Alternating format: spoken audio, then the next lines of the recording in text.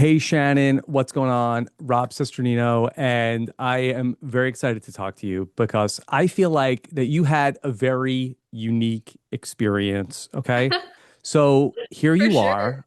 I'm sure you're Mhm. feeling like very safe, very Yeah. comfortable. It's so warm, and all of a sudden, unexpectedly, you're out. And it's like, what Yeah. is this? Tell Yes. me, what do you remember about being in the womb? Yeah. It was very similar to being at tribal. Honestly, it was Right? great. Right? You probably, cried less, I think, last night at the tribal council. So I have to commend you for the Thank way that you. you took it. Thank you. Yeah, no, I appreciate that. And just great job kind of illustrating where I was at and how it Yeah. felt because that was very accurate. I felt very comfortable and confident in the relationships I had made so far. And to get blindsided, like I was shook. Like I was so surprised and I was joking because there was almost two parts of me in this moment where there's like the fan watching it that's like, this is epic, because not everyone gets a blind side, Rob. Not everyone gets Not that. everybody. Yeah. Yeah, and it's an experience, all right? Like it's Believe it's me, a, I it's get a it. human. But Jen, I want to get your perspective on all of Yeah, this because I feel like that a lot of your story on the show that we saw was really from the point of view of Sage and from the point of right. view of some of the other players. So I would Yeah. love to hear from you how you were feeling about how you might have been characterized by the show.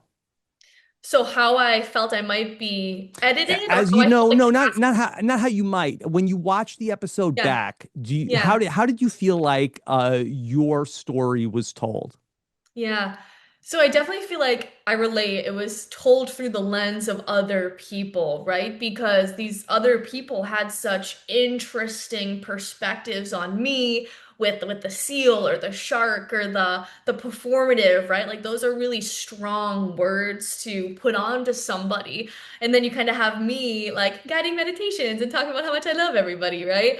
And so watching it back, I wasn't really surprised because I've talked so extensively with people like Sage and with Steven. So I had a feeling of what was to come. It's definitely interesting to see just what the game can do to people and how the paranoia and the fear can create this lens of how they perceive you because it's a game where everything is strategy and everything can be seen as strategic. And I think it was Rachel from 47 who was talking about like it doesn't matter what's going on in the game, like it's game. And so I had a lot of compassion and Hmm. understanding for how I behaved, how I talked to people, how I acted, how I played, what I talked about could be turned into this lens of strategic and fake and performative because we're living in this game where everyone's seeing through the lens of paranoia. And I've talked to Sage and Steven extensively since, and they've just affirmed for me like that I'm very consistent with who I was before the game, in the game, out Yeah. of the game. And so I see how that perspective was formed from them. And I just think it's part of the game. Well, I would just love to know from your perspective, it's such a double-edged sword where Yeah. that there are players who are out there in the game and they're saying, look how good Shannon is at the game. Look at how she tailors her approach differently to every single person that she Mhm. talks to. And we would say that that is actually like a really great way to play Survivor. But there's also that, well, no, maybe that you're misconstruing what I'm doing. I'm just being genuinely authentic. Do Mhm. you feel like that you were mischaracterized as somebody who was really gaming hard? Oh, I'll own that. I was gaming hard too. I've been talking about how there was two parts of my game, and it's funny how it was kind of categorized as, is this sincere or is this strategy? Where being sincere was kind of my strategy. One, because I felt like that would help me in the game and give me opportunities to have really genuine relationships with people that could also serve in the game. But two, it was also just the most fun way to play the game as well, like actually caring about people and like getting to know about Christina's Irish twins or her mom or Alex's relationship with his sister or Rizzo's relationship with his brother or Savannah's relationship with her mom or, MC and Christina's faith or Sage and Sure. Savannah connected more about the universe, right? So one, it was sincere because that's who I am. And anyone who knows me and the players who know me now, they know that's who I am. If you look at my content, it's who I am. God's my favorite topic. I like to talk about deep stuff. So it was a great way to spend my time in the game.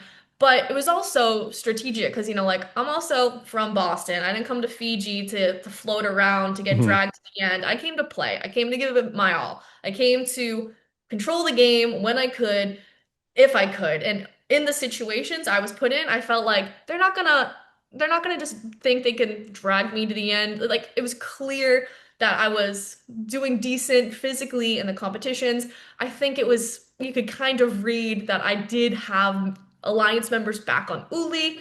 So I would felt like I was in some dire situations and I felt like I can take this, I can take control of this and offer the best possible thing that I can offer. And if it Hmm. works, great. If it doesn't, that's okay too. But I knew I was going to give it my all. Yeah, I you was I really was not just seem out there like to, you had yeah. a lot going on, and it feels like that even in your new tribe, a lot of Yeah. people were really picking up what you were putting down. But it was really Sage who was that consistent person who was with you across Right. all three of the Yes. tribes.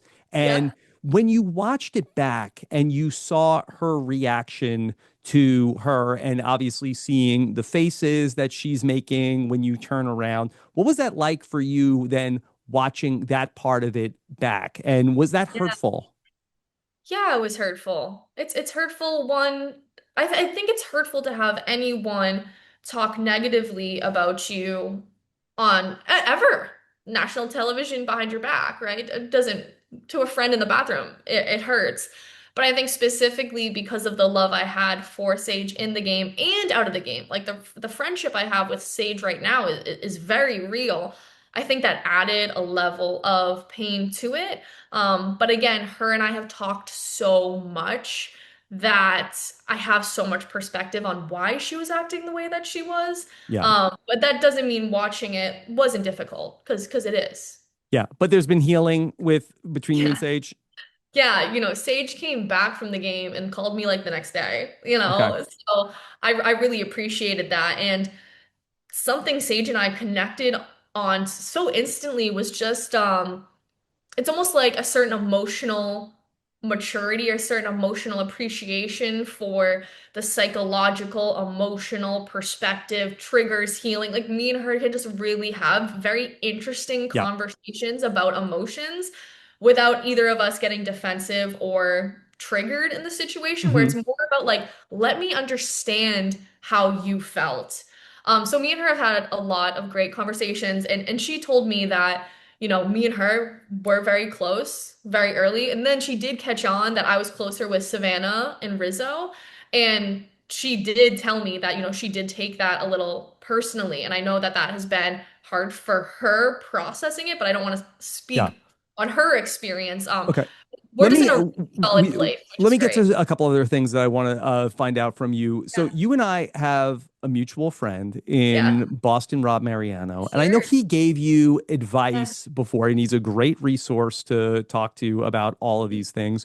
Do you feel like looking back, was there anything that he said that you felt like had an aha moment of like, you know what, that he was right about that?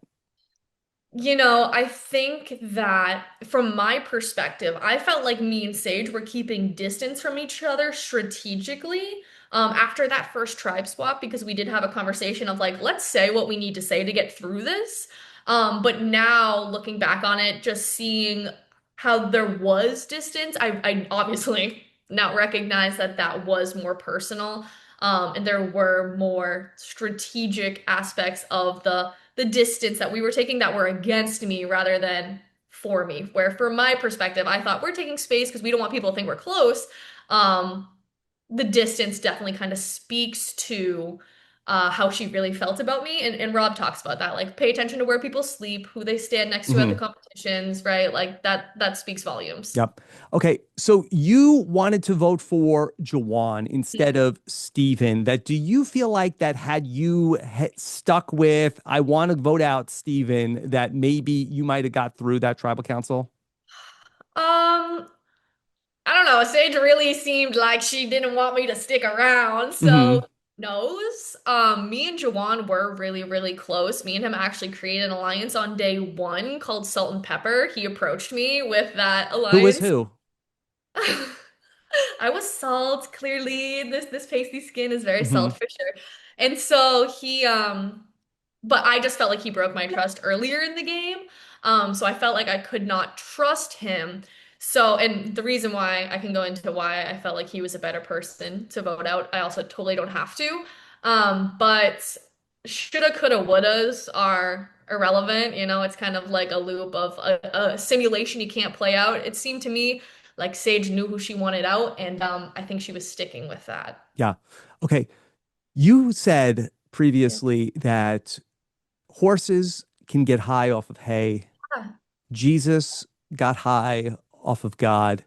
Yeah. Can you tell us, Shannon, Yeah. can the Survivor fans get high off of Survivor? And if so, how?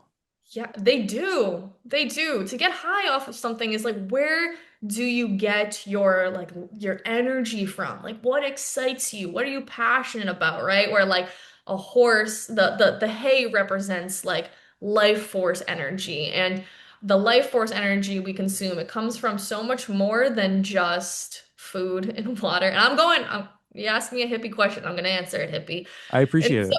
yeah, and so what we consume, it's also the media, the things we talk about. You can talk about God or you can gossip about people. You can eat healthy food or you can eat junk food.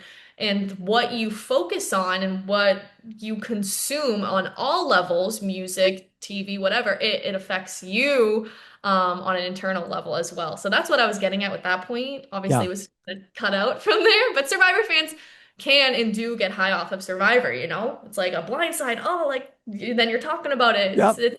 Yeah. Hey, Been look, there, been and there. I'll say that last night's episode was the highest I've been in Survivor 49 because I think that Wow. we got listen, it didn't go great for you, but It's it was an okay. exciting episode for sure. Yes. So, Shannon, thank you so much for coming on and Yeah. talking with me. I definitely got from you your power in the game that I really felt like that I think Mhm. that people were certainly threatened by your presence. And I think that Jeff has done a really good job of talking about you and what you bring to the table. And I think that you were a Yeah. very interesting person to Thank watch you. on the show. And I appreciate you coming here and talking with Yeah. me about all this.